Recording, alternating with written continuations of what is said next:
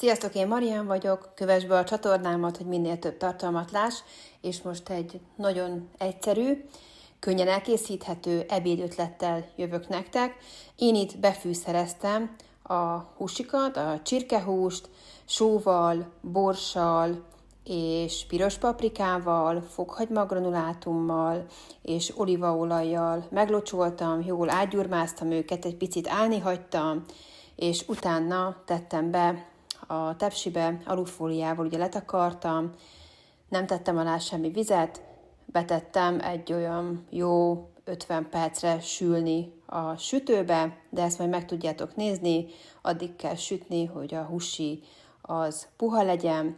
Én egy olyan 160-170 fokon sütöttem. A köret, ami lesz hozzá, az is nagyon-nagyon könnyen elkészíthető. Olívaolajra tettem ezt, amit én fagyasztottam még le. Ilyen kis mirelit zöldségek a még fagyos állapotban, picit kienged, addig így olívaolajon átkavargatjuk, sózom, borsozom, és erre fogom rátenni a burburt, és utána fogom felönteni vízzel, és letakarva hagyom, hogy puhuljon takaréklángon, mert a burburnak is több idő kell a puhuláshoz. A zöldségek azért egy idő alatt megpuhulnak, és így egybe lehet mindent készíteni, így nagyon jó, gyors is, és tényleg egy edénybe, egy tepsibe megvan minden. Én azért kavargatom itt még egy picit, hogy egy kicsit ezek a jéggombócok kiolvadjanak, és amikor már ugye kiolvadt ez a jég, utána fogom rátenni a burburt. Én nem fűszereztem most nagyon, mert a csirkének elég intenzív a fűszer, amiben ugye süt, nagyon finom, ilyen ragadós csirkehúsitok lesz, és tényleg nagyon-nagyon különleges íze van a méztől, a fokhagymától és a chili keveréktől, amit így rá fogunk majd pirítani. Mindenféleképp próbáljátok ki, mert nagyon finom, gyorsan elkészíthető, és tényleg mi elég régóta már csináljuk. Itt öntöm fel vízzel, letakarom, és egy 20-25 perc, de ezt meg tudjátok majd nézni. Az a lényeg, hogy a burbur megpuhuljon, utána már kész lesz, és nagyon finom lesz, nem lesz mászkos, és én mindig így szoktam, nem szoktam különfőzni, és így hamar elkészül. A vége fele még tettem rá egy pici ilyen leves zöldséget is, zellerzöldet, ez is ad neki egy kis ízt, meg mégis olyan színes a zöldségköretünk.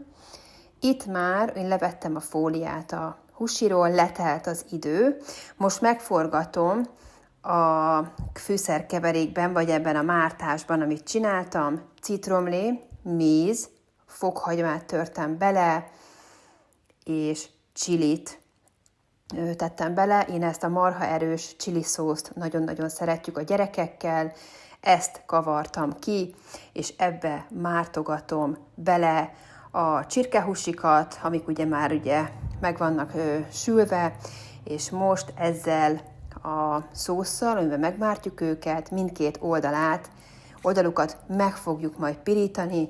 Itt már rakhatjátok nyugodtan légkeverésre, alsó-felső sütés, és a sütődnek a legmagasabb fokán pirítsd, figyelj oda, hogy ne égjen oda, és nagyon-nagyon finom, ilyen ragacsosra fog sülni ez a húsitok. A leírásban majd le fogom írni a pontos összetevőt is, a fűszerkeveréket is, amivel fűszerezd a csirkédet, és onnan akkor ki tudjátok fotózni, és el tudjátok készíteni. Itt szépen mindegyiket egyesével, mindegyik húsit megmártogatjuk. Én nem tettem a csirkehúsi alá vizet, anélkül is gyönyörűen megpuhult. Ez házi csirke, ugye ez ugye nálunk van, mi ezt használjuk, mi figyelünk tényleg arra, próbálunk minél tudatosabban figyelni arra, hogy a hús, amiből én főzök, és ahonnan be is szerezzük, hogyha szükség van rá, akkor mindig termelőtől legyen. Ha marad még ilyen szószod, azt nyugodtan locsold a tetejére, ne sajnáld belőle a fokhagymát, mert nagyon-nagyon finom lesz. Én bele Én ehhez a hús mennyiséghez beletettem egy fej fokhagymát, beletörtem. Itt van már a zöldséges burburunk, még egy picit lehet látni, hogy van alatt a víz, de már most nekem a burbur puha, ilyenkor nyitva hagyom a tetejét, és egy picikét még hagyom, hogy a felesleges víz elpárologjon. Itt van a húsink is, legmagasabb fokra tettem, ez nekem ugye olyan 250 és 300 fok, és felső sütésre tettem a sütőt.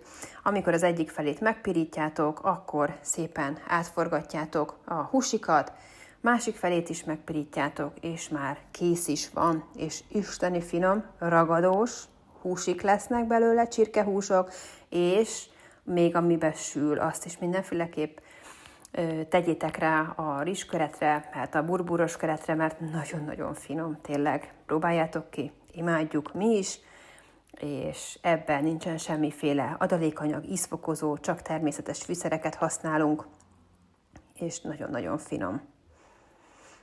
Jó étvágyat hozzá, ha tetszett, akkor oszd meg, és köszönöm, hogy itt voltál és végignézted a videót. Itt már ugye látjátok a burburt, már nincs alatt a víz, és el is készült, nagyon-nagyon finom ehhez a húsihoz, de lehet nyugodtan csinálhatjátok, akár csak rizskörettel is, amit szerettek, és itt vannak a megsült húsik. Jó étvágyat!